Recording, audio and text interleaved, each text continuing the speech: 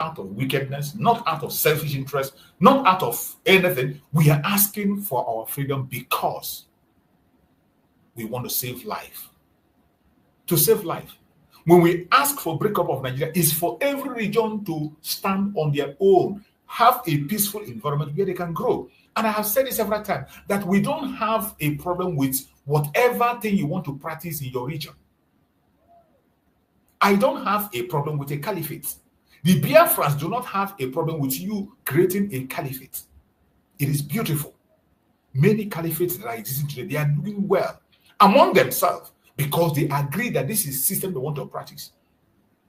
Foreigners go there, they marry there, they live there, they do business in there, in a caliphate, and they succeed. The same way in a monarchical system, you see people go there, they succeed, they marry there, they interact with people, they do businesses. But what we are saying, let the people agree with that very level of understanding.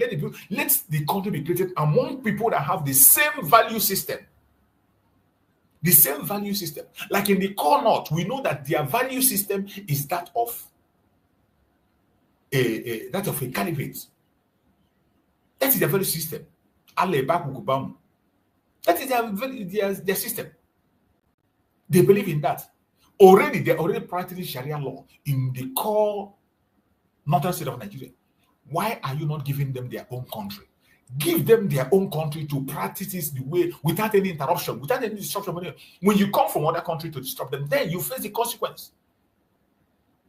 Why are you not allowing the Oduduwa people to practice the monarchical system in their area without any interruption? So when you walk from your own side and come in there, you are looking for trouble. Why are you not allowing the Biafra to practice what they want to practice on their own? We can still do business together, even while we are separated on our own. We can do business together. That a man married today, built his own house, left his father's house, does not mean that he's not part of the family. He's still part of the family. That is the same determination we are talking about. It starts from your own home, your own home. That is why when your son grows to a man, he will have his own family. He will move away from your house and be where he has to be with his own family. Your daughters will marry, create their own family. That does not separate them from the family. That does not make them not a part of the family. They will still celebrate. They will still come to the family whenever they want to come. That is what we are asking for. Is it too much? Is it too much to ask? Instead, you expose people to danger. You make people to believe that they are living in a secular country. You make people believe they are living in a secular country and you set them up for death. Many people have lost their life in the northern part of Nigeria because they felt they were in a secular country and they can do anything they like. They go to a Sharia zone and they misbehave and they are dead. So many of them are not reported. So many deaths of innocent Christians in the north are not reported. They are not reported. And you don't blame them. These are the people that the government made them to believe that they are living in a secular country. And now, being your own country in a secular country, you travel to anywhere you want to travel freely. You can drink, you can do anything you want to do any business you want to do, not knowing that you are not in a secular place. And before you know it, you'll be trapped. Sharia law will hold you, and before you know it, you are gone. The same thing today in the Southwest. You see the problem in the Southwest. Even though the Yorubas will come and preach one Nigeria today, they will tell you that an Igbo man don't have any right to acquire land in their place. Not steal land, to buy land that they themselves will sell. A Yoruba man will tell you that an Igbo man has no right to have property in their own land. Property, the Igbo man did not steal it.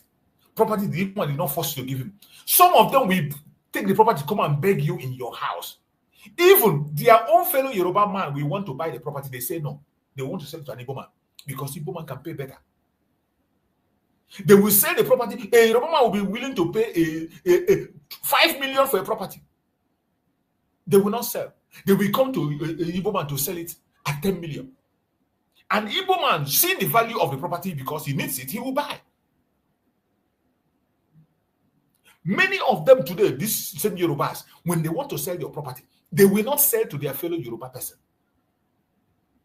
Are there Yorubas who are willing to buy? There are. But they will not sell to him. They want to sell at a very high price. And who are those who are going to offer that high price? The Igbos are willing to offer because they know the value of what they want. They can be able to use it and get what they want. But today, a Yoruba man, even though they tell you that we are in one Nigeria, yet they are telling you that an Igbo man has no right to have property in their place. This same Igbo man has properties in the US. An Igbo man has property in the UK. An Igbo man has property even in Dubai. An Igbo man has property in Saudi Arabia. In other countries of the world, Igbo people have their businesses and their properties there. But in Nigeria, where supposedly they force you, they drag us into it by force. They will tell you you have no right to have a property. The property you did not steal. Some of the property, you are not the one that asked them to sell to you. They will come and meet you.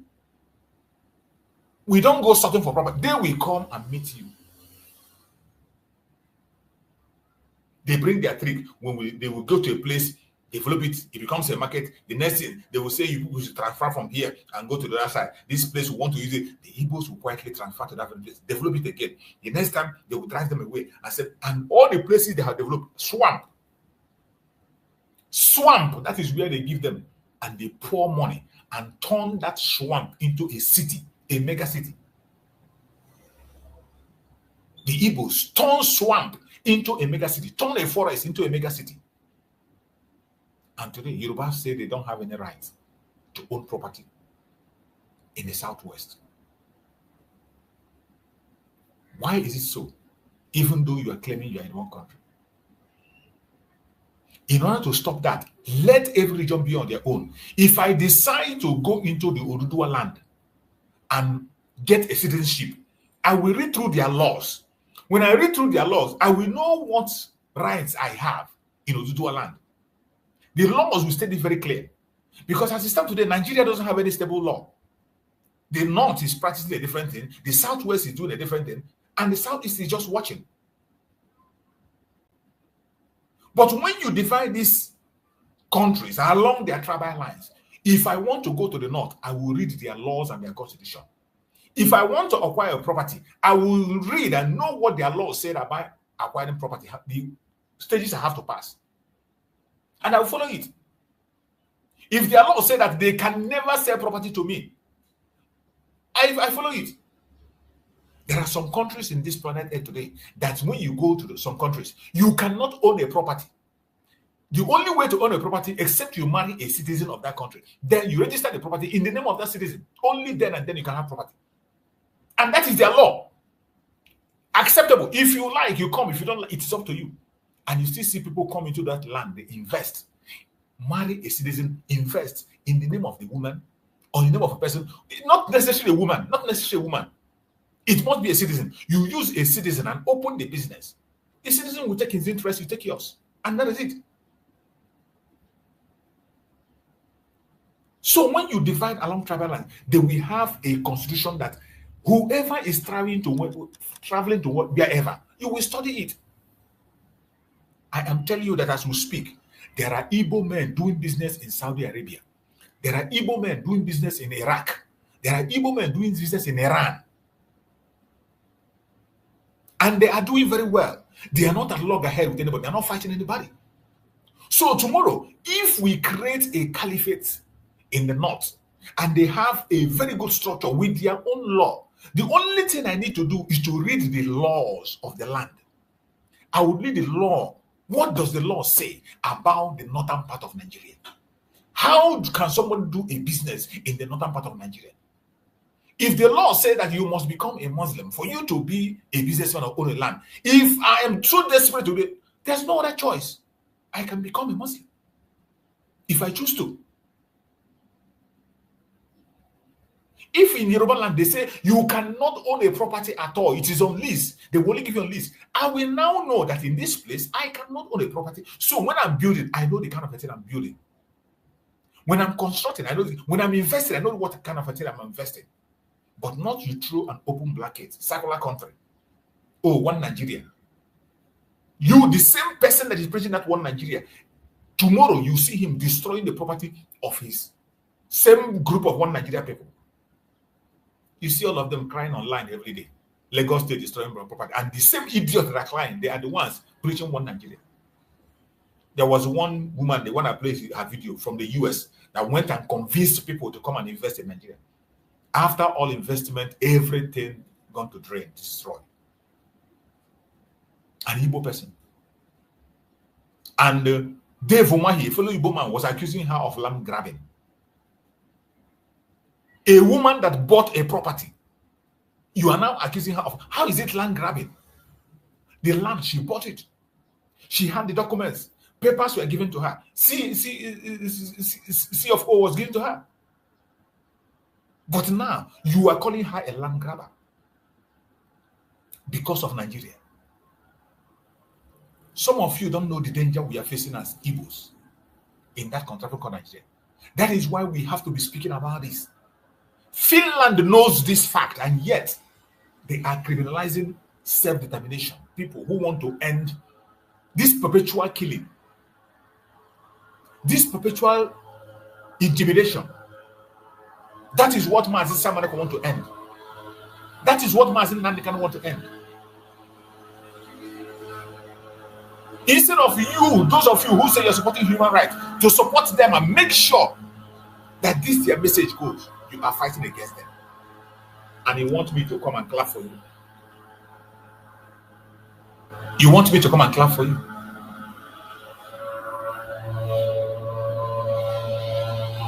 You want me to come and clap for you.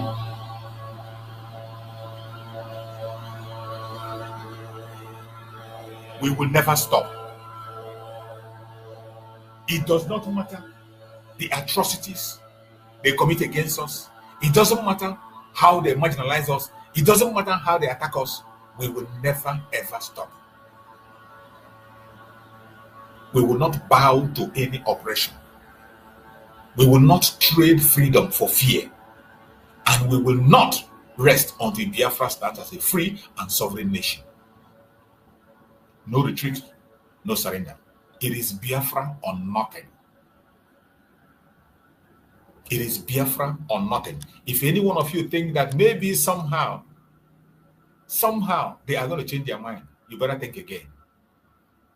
Even when we are gone, our children will stand up and fight.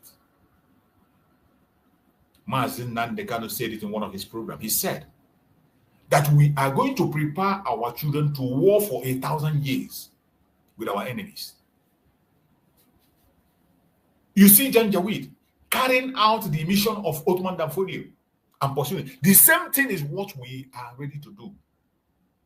We are ready to pursue the cause of our freedom until eternity. We are not stopping. We must remain consistent. And every one of us as Biafrans, you must be ready. You must be ready. Prepare yourself. This is not a child's play. They are not going to stop. They are not going to stop doing what they are doing. In fact, their criminality will increase. The attack will increase. But I bet you, my fellow Biafrans and brothers and sisters, do not retreat and do not surrender. Never give up. Is it going to be easy? It is not going to be easy. It is not going to be easy. But I bet you, do not give up. Are we going to overcome? Definitely, we shall overcome. It doesn't matter how long it takes. We will definitely overcome. We are definitely going to win in this battle. I want you all to remember that consistency in the Biafran struggle is the key. Consistency is the key. Freedom and self-preservation must remain our highest priority. Freedom and self-preservation must remain our highest priority. Every Biafran men and women, old and young, wherever you are, freedom and self-preservation must remain your highest priority. Not blackmail, not propaganda, not saga. not division. Your utmost priority must be freedom. Sacrifice everything, including that is the respect you are talking about.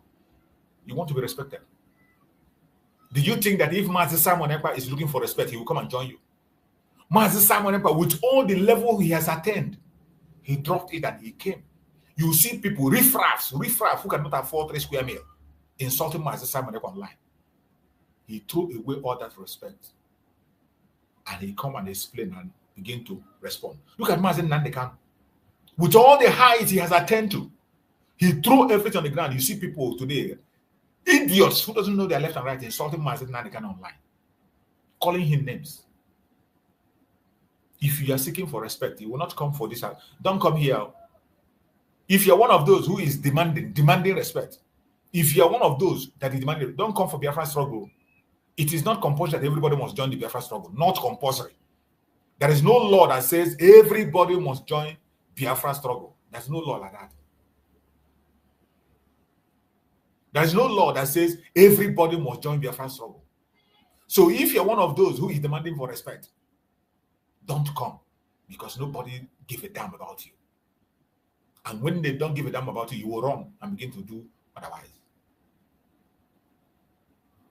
We must make freedom and self-preservation to remain our highest priority. Nigeria continue to criminalize the legitimate right to self-determination. Finland has joined them. And many other countries of the world are going to join them. We don't think, even US have joined. For US to arrest an activist in their land, you think you can trust them? It is about interest. Every one of them is, once their interest is not covered, they don't care about you. All these human rights laws are meant for their interest. It's not meant for you. It's not meant for you. Because if that's human rights, if they are serious about it, there is no way Nigeria will not be sanctioned by now for holding a man for 5 good years. There is no way Nigeria cannot be sanctioned. Even when the arbitrary committee of the United Nations have said, let this man go, gave them 6 months ultimatum, let him go and pay him compensation. The arbitrary committee of the United Nations gave that order. Nigeria violated it. Yet, no sanction. And you tell me they are serious. They are not serious. They don't care. When it comes to Africa, they don't care. Just like when they talk the ICC. ICC is only active when it comes to poor countries, like African countries and some other countries. The ICC is just about African countries. But when it has to do with them, it doesn't work anymore.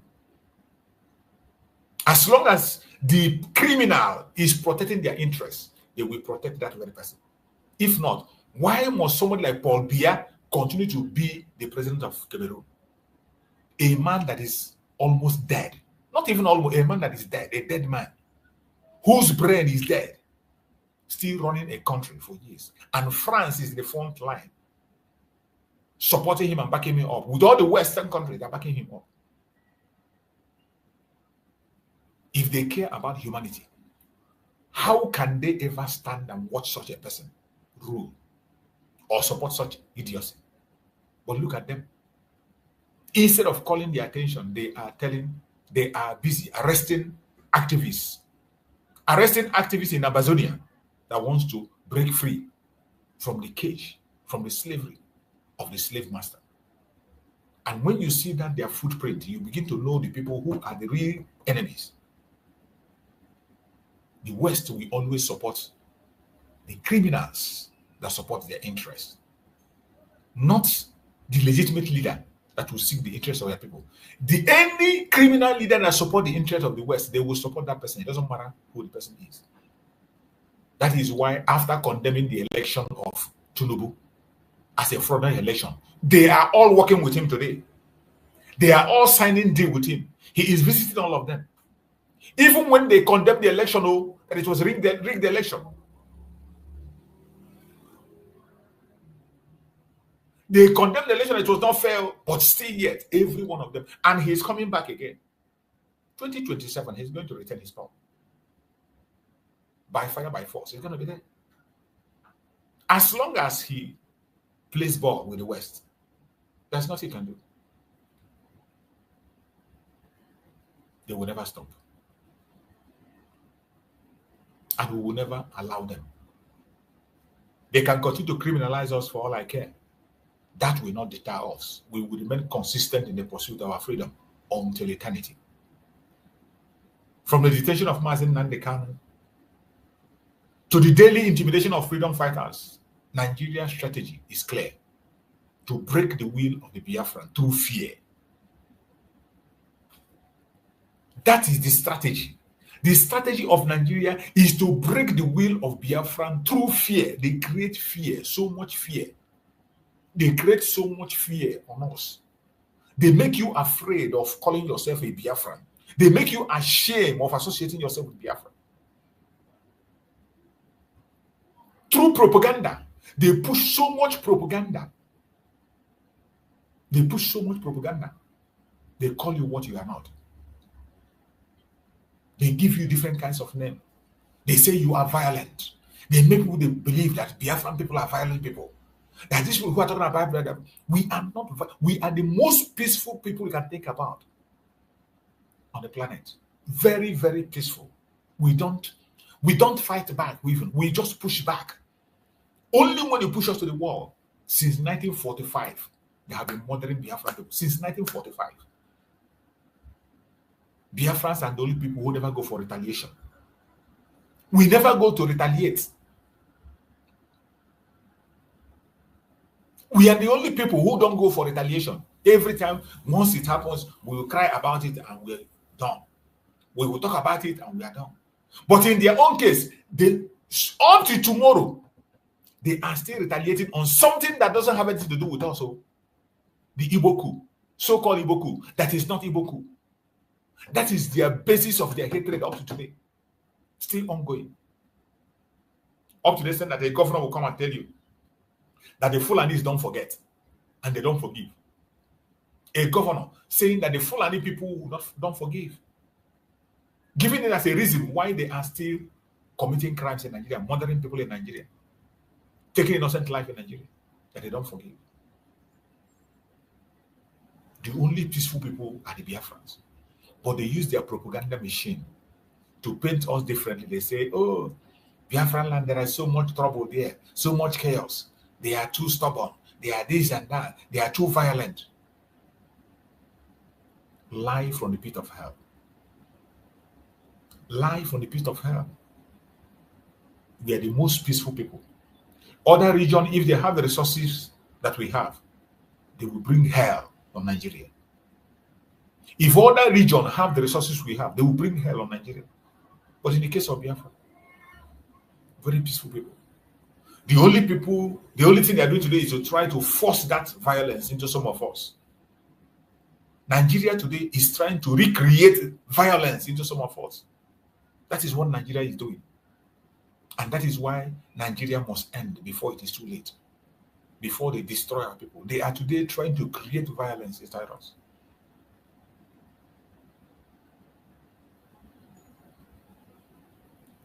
This their propaganda will not stand. The oppression is so much. The oppression is unimaginable, and we cannot allow it to continue. Every one of us must remember, our strength lies in our consistency. I say it again. Our strength lies in our consistency, our unity, and our unwavering demand for freedom. That is where our strength lies. Our strength does not lie in disunity. Our strength does not lie in propaganda and blackmail. Our strength does not lie in fighting our brothers and sisters. Our strength lies in consistency in the pursuit of our freedom, in our unity, and in our unwavering demand for freedom. That is where our strength lies. And don't allow anybody to deceive you. Until we begin to do things right, it will get worse than you can ever imagine. Wherever you have watched this program this morning, I want you to sit back on your own self, on your own time, and think about every single thing you have had. Think about everything you have had in this program this morning. I begin to search yourself and ask yourself, where have you gotten it wrong? If you know any area where you got it wrong, begin to make corrections. Every one of us have fallen short in one way or the other. Every one of us have made mistake in one way or the other. Nobody is perfect, and none of us is innocent. Biafra is our last hope. Some of the things that are happening today are happening because we are still in the zoological republic called Nigeria. By the time we leave Nigeria, it can never be the same ball game. It will be a different ball game. And I say it that no country will break out of Nigeria and be worse than Nigeria. Never. It cannot happen. No country will break out of Nigeria and become worse than Nigeria, including the northern part of Nigeria, including the north, the Arewa. Including the Arewa. They will never be worse than Nigeria when we break up. The breakup we are calling for is for peace. It's for peace to reign, to save life. One of the things that the Nigerian government is doing is that when we talk about breakup, they paint it as if it is a violent move. At least it's a request that cannot be made. This is something that has been done in so many countries and it works. It brought peace. We are only calling for a breakup in search of peace. That is why we are calling for a breakup. In the quest for peace, it is not a breakup out of envy, out of jealousy, out of wickedness. No. It is for peace to reign, for everyone to be able to grow in their own space, at their own speed, pursue their career to any level that they want to pursue it. We can be able to engage in a healthy competition. And by the way, this is something we have seen that have been done in so many countries and it works. Why is our own a different case? Why is it that when we call for a breakup, they call us terrorists? Why is it that when we call for a breakup, they term us violent? Why? They have used their media to blackmail the most peaceful tribe in Nigeria. They give us different kinds of names. Using their media that are being powered by our Yoruba brothers and sisters, our Yoruba neighbors. Some of them are in the front line of painting the Igbos bad, even when they know that their own people are worst. Their own people are worst. But when something happens with the Igbos, they will go to their media, they will narrate it, they will paint it and preach it and raise it, use it as a topic for months. But when it happens in their region, they hardly talk about it. They hardly talk about it. And today, it is even worse because today you have a president who is in the front line of tribal division. A president whose only mission is to create that tribal division. A president that is playing tribal politics. That is why you know it's not gonna get better. We are talking of Buhari, and today you have another person from the southwest. Nigeria is not one, will never be one. It is not something to pretend about. It's not something to pretend about. When we say Nigeria is not one, it's not a bad word. It is a truth. It's a fact. When we say Nigeria cannot work, it is not a hate speech. It is not. It is a fact. Because when you say things that are happening, you will understand that they are not one. First of all, agree the fact that they are not one, and then you can be able to find a common ground, how you can live together and manage each other. But the more you continue to deny the oneness that they are one, you are now creating a danger. You are just putting explosive that will explode at any time. That is why we are saying that let the world join us, add their voice, and first of all, recognize that this contraption called Nigeria is not one. There are nations that are forced to be together. Recognize that. Once you recognize that, then you will understand the problem we're facing and how to solve it. You can imagine a president that is a tribal bigot, employing tribal bigots everywhere. Look at Abike Dabiri. Abike Dabiri that he put there as a diaspora, whatever, going all part of the world to castigate the Biafrans. That woman they call Abike Dabiri, a tribal bigot.